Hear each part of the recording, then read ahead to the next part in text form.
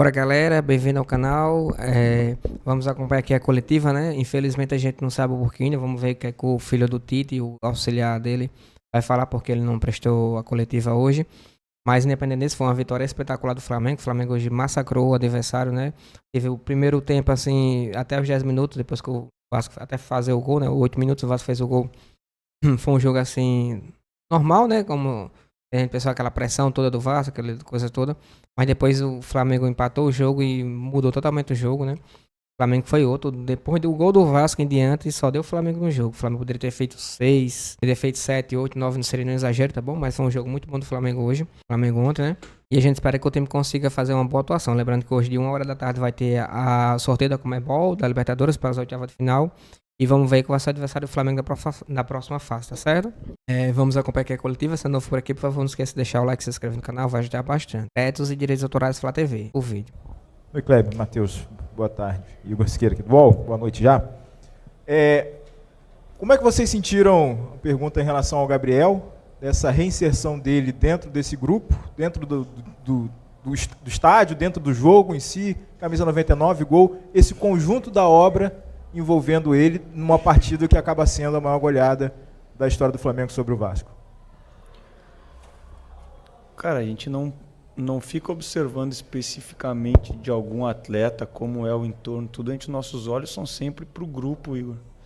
A gente procura dar atenção máxima aos atletas durante a semana, na preparação do trabalho e durante o jogo, para que quando eles entrem, eles possam performar, ter o desempenho e, se com um gol assim, melhor ainda. Como todos, nada especial. Kleber, Matheus, boa noite. Guilherme Xavier da Trivela. Há um mês a gente estava aqui, né, na sala de coletiva depois de uma vitória contra o Amazonas, em que o Flamengo acabou saindo vaiado, viveu um momento de oscilação e agora acumula uma série de vitórias consecutivas, jogando bom futebol, consegue golear o maior rival depois de uma paralisação do Campeonato Brasileiro, agora vai ter outra paralisação. Qual a importância dessa, queria saber de vocês, se há um clima de alívio no vestiário e qual importante é essa volta por cima aí do Flamengo na temporada? Para a gente, o mais importante é que a gente teve no processo passado, que a gente colocou para vocês aqui nas entrevistas, um calendário congestionado. A gente não conseguiu trabalhar direito. E agora, nesses últimos jogos, a gente teve tempo de recuperação, teve tempo de trabalho, conseguiu esse equilíbrio de trabalho, né? E hoje a gente fica muito feliz porque o jogo difícil, quando tu sai num clássico perdendo e tu mantém esse equilíbrio e faz com que as jogadas aconteçam da maneira que tu trabalhou, né? Dando poucas chances ao adversário. Acho que tiveram 1 ou 2 chances de gol. E a gente acho que foi o jogo que a gente mais criou oportunidades e teve precisão nas finalizações, né? Então tá conjugado a isso, eu acredito nisso. E agora a gente vai ter uma outra fase de trabalho, sem jogadores importantes, né? Dá alguns dias de folga e volta a trabalhar pensando nessa sequência sem esses jogadores. É outro momento e a gente espera dar sequência a essa qualidade que a gente vem apresentando, mesmo sem esses jogadores importantes. Boa noite, Kleber. Boa noite, Matheus. Rodrigo Cerqueira, TV Globo. Alguns jogos ficam marcados na história de determinados confrontos pelo peso, pelo tamanho. E esse, por ser talvez o clássico de maior rivalidade no Rio, pelo menos por tamanhos de torcidas e história, teve o placar mais elástico da história do Flamengo. Você já consegue ter dimensão do que foi esse jogo hoje? Porque esse jogo provavelmente vai ser contado na história lá na frente, independente de ter sido um jogo decisivo ou não, mas pelo placar tão elástico que foi. Acho que não, cara. Acho que a dimensão a gente não tem. A gente estava muito focado pelo trabalho, por continuar mantendo a performance, mesmo tendo sofrido gol. Foi a primeira virada nossa esse ano. Sim. Então manter o equilíbrio, conseguir construir a nossa vitória e sempre a gente preza muito de buscar o próximo gol, né? De não acomodar, de continuar. Também por ano passado a gente ter chegado na reta final olhando para uma questão de saldo e vendo que era uma dificuldade para nós como equipe também tirar uns saldos devido à pontuação. Podia chegar à pontuação, mas o saldo era muito distante. Então o nosso pensamento foi muito pensando a longo prazo do campeonato e o próximo gol e continuar performando. Assim. Talvez daqui a um tempinho a gente consiga olhar para trás dessa maneira que tu falou e ter esse prazer de ter esse grande dia, desse grande jogo. Matheus, boa noite. Boa noite, Kleber. Boa noite. Fred Gomes do GE. Queria perguntar para os dois, em relação ao Arrascaeta. A gente sabe que o Arrascaeta, porra, é um craque histórico desse time e é um dos poucos caras que mantém o mesmo nível desde 2019. Não é que os outros não consigam, mas é que realmente ele sempre vem mantendo o sarrafo alto. E ele teve uma quedinha técnica nos últimos jogos, assim, ele não vinha nem conseguindo participar dos gols, coisa que para ele, se você pegar o histórico dele, é muito difícil você pegar uma sequência de 3 jogos sem o Arrascaeta ou marcar um gol ou dar uma assistência. Assim, como é que vocês enxergam a importância desse jogo para ele, uma jogada daquela como no gol do Bruno Henrique? E também, assim, perguntar para vocês, mais uma vez insistindo na história que ele perguntou para vocês, sobre esse 6-1, por ser um jogo que não é só a maior goleada do Flamengo no Clássico, é no Campeonato Brasileiro. É uma coisa assim que às vezes a torcida falava, olha, mas pô, o Flamengo teve uma oportunidade de fazer história e não conseguiu. E hoje foi feita a história mais uma vez. Eu vou começar pela última, já que o Matheus respondeu um pouco. A gente não imaginava e não imagina nunca fazer um processo de goleada, né? Mais ainda num clássico. Os nossos últimos jogos com o Vasco, desde que a gente chegou, foram jogos difíceis, né? E a gente trabalhou dentro dessa dificuldade. Procurar repetir o que a gente fez nesses últimos jogos contra esses adversários em Libertadores e Copa do Brasil, e no Brasileiro também contra o Corinthians. Mas o jogo se colocou dessa maneira, né? Então, analisando os números, a gente teve o mesmo número de finalização, ou um pouco menos no primeiro tempo, mesmo eles jogando com 11 em relação ao segundo tempo que eles jogaram com a menos. Então a gente buscou, não parou de buscar esses gols, né? Trabalhando com essa qualidade. E o Arrascaeta é importante porque é o jogador pensador da equipe. Nesse momento dos últimos jogos ele vinha num crescimento para buscar esse equilíbrio, para buscar esse nível de atuação que ele teve hoje. Uma pena que agora nessa sequência está fora, né? Então que ele vá, que ele faça um grande trabalho na seleção e que na volta continue com esse crescimento e tendo atuações como ele teve hoje. Boa noite, Kleber. Boa noite, Matheus. Bruna Medeiros, do canal do Felipe Fontoura. O Flamengo melhorou, né, seu desempenho nos últimos jogos. E eu queria saber se esse período sem jogos pela Copa América, os 11 dias, vai ser prejudicial e como vocês acham que vocês podem fazer para o time voltar no mesmo ímpeto ofensivo, no mesmo ímpeto defensivo, mesmas atuações que está hoje. Obrigada e parabéns pela vitória. Obrigado. Trabalho. Chegar quando a gente reapresentar, manter os pés no chão, da mesma maneira que quando a gente passou um momento difícil, a gente sabia que era o trabalho que ia tirar a gente daquela situação. Chegar na quinta-feira, reapresentar e continuar trabalhando e mostrando... A gente fala para os atletas às vezes, tanto que vão começar quanto os que vão entrar, entra e faz o que tu fez no treino durante a semana. Faz o que vocês vêm fazendo durante a semana.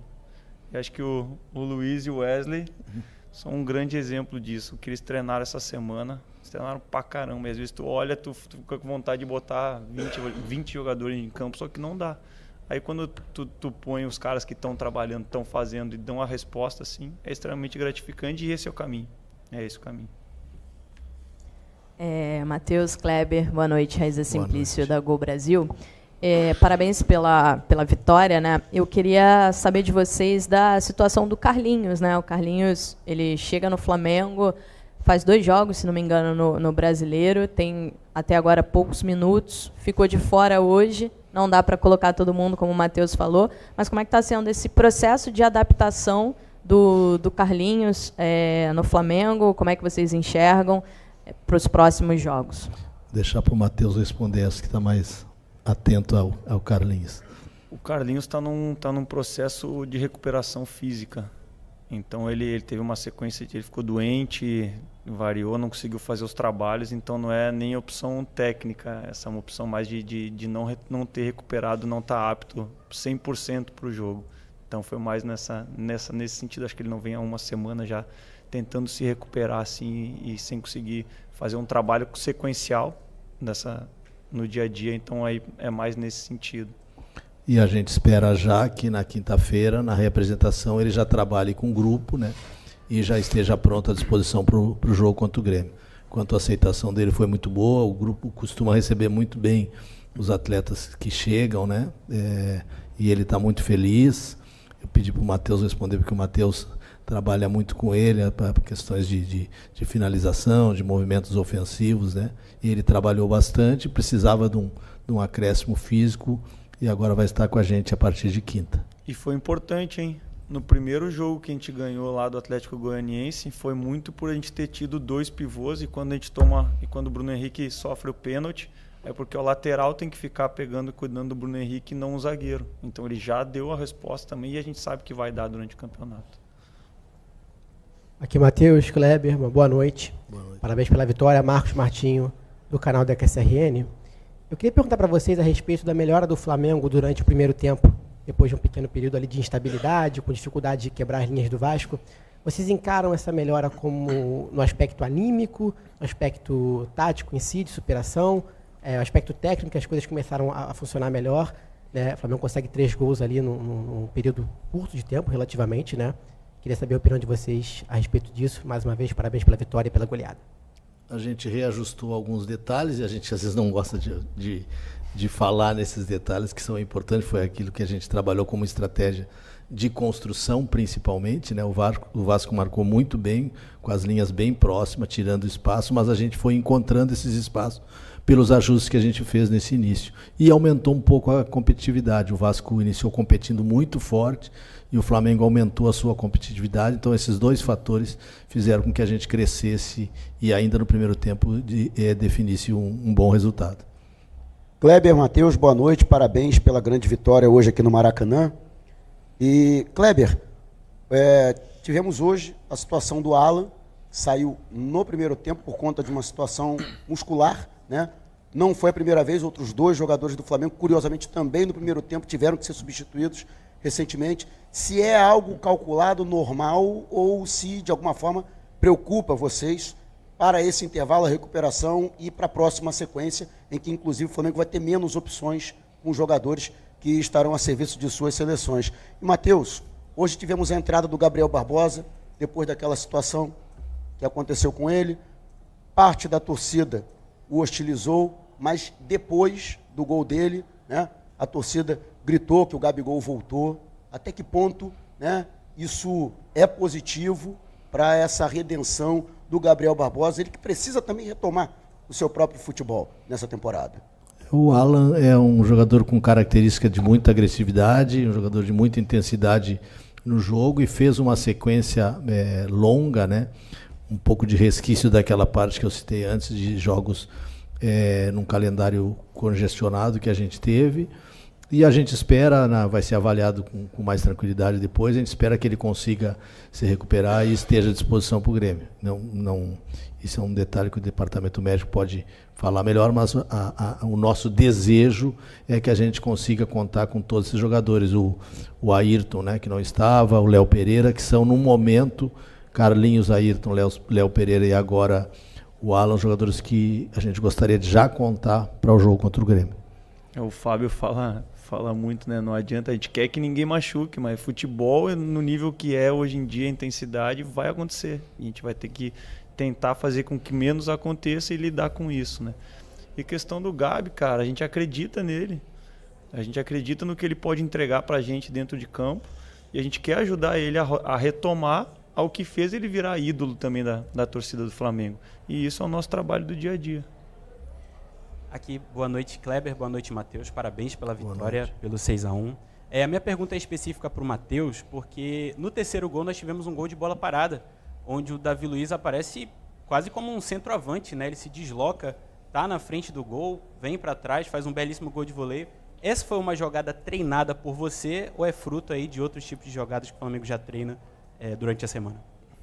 Somos todos nós, né? Não é quando a gente fala um ou outro responsável, tanto bola parada, o setor defensivo, o setor ofensivo, são todas questões que a gente estuda e conversa junto para treinar, né?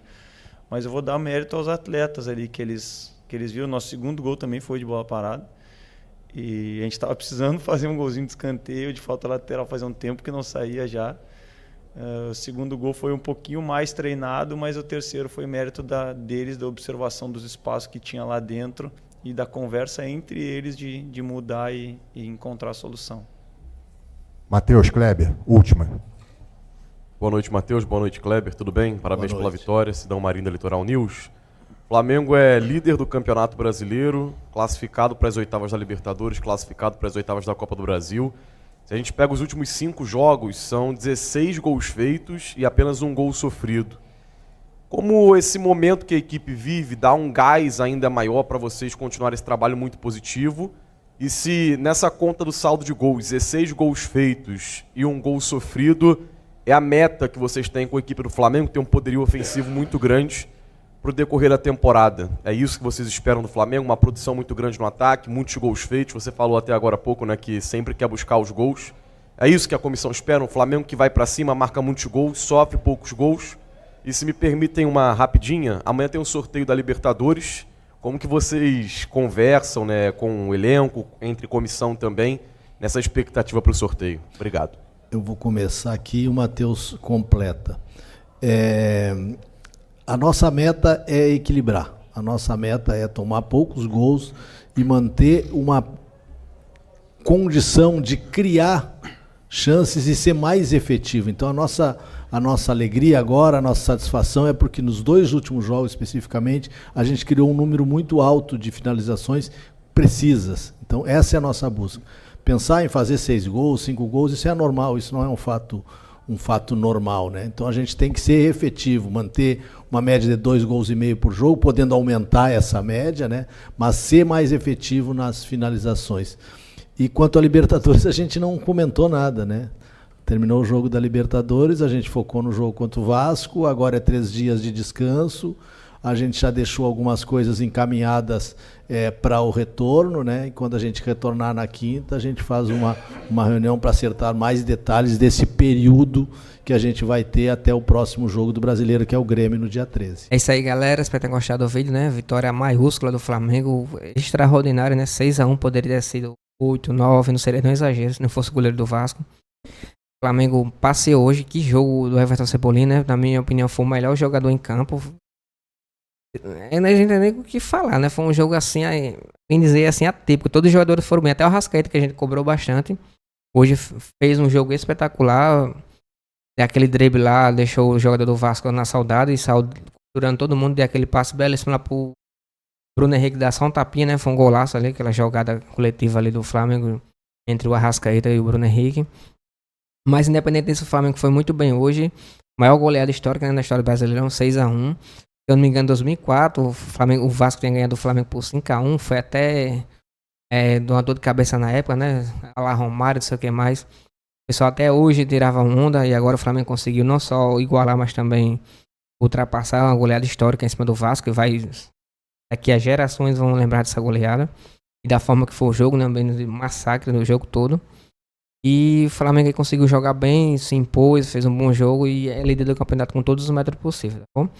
Agora vamos ver como vai ficar essa questão da Copa América com as possíveis convocações. O Uruguai fez uma convocação agora dentro do México, mas a princípio um amistoso dentro do México, mas a princípio nenhum jogador do Flamengo foi convocado, tirando o Érico Pulgar, que foi convocado pela seleção do Chile. Mas lembrando que a lista da Copa América ainda do Uruguai ainda não foi anunciada, né? Ainda vai ter ainda o anúncio ainda da Copa América.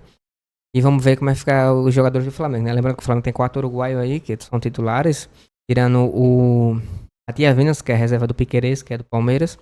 Mas o restante todos são titulares, né? Varela, De La Cruz e Arrascaeta. Mas vamos ver como vai ficar essa situação, tá bom? Espero que tenham gostado do vídeo. Se puder deixar um like e se inscrever no canal, vai ajudar bastante. Créditos e direitos autorais, Flá TV.